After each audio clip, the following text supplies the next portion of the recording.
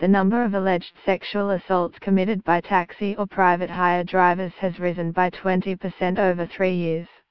According to figures released under Freedom of Information (FOI) laws, at least 337 assaults were reported between April 2016 and March 2017 in England and Wales, up from 282 in 2014-15. A number of incidents were recorded where the victim was a child under 16.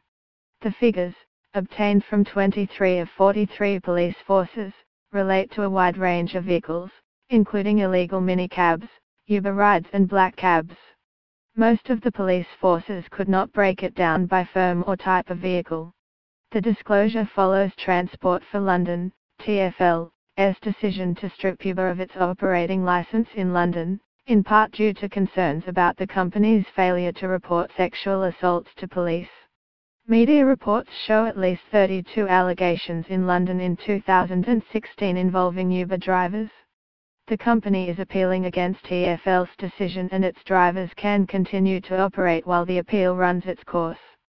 Campaigners noted that a rise in the number of reports of sexual assault could be positive if it meant more women were reporting crimes.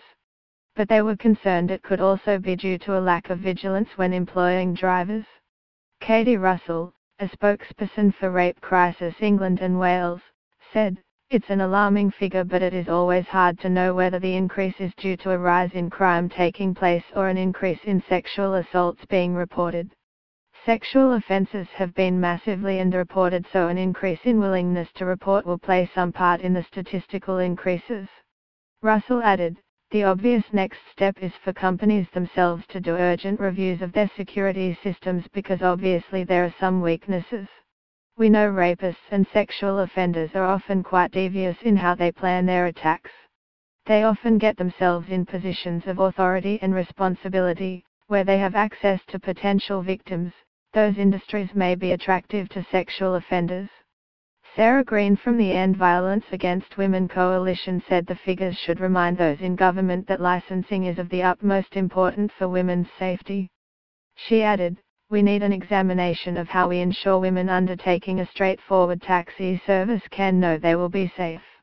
At the end of March 2017 there were 356,300 taxi or private hire vehicle driver licenses in England, 39% of which were in London.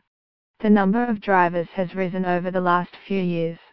Most of the reports of assaults were in the capital, with the numbers rising from 142 to 156 in 3 years. Day Superintendent Adnan Qureshi, of the Met's Roads and Transport Policing Command, said, "The Metropolitan Police Service, MPs, will not tolerate any offences committed upon passengers of private hire vehicles and will robustly pursue offenders. Any offence is one offence too many." Sarah Castro, Director of Development at the charity Safer London, said, "If people think they can get away with this, they will try. What we need to do is close down those loopholes so attackers know if they do attempt this it will be investigated by the taxi companies and they will be prosecuted."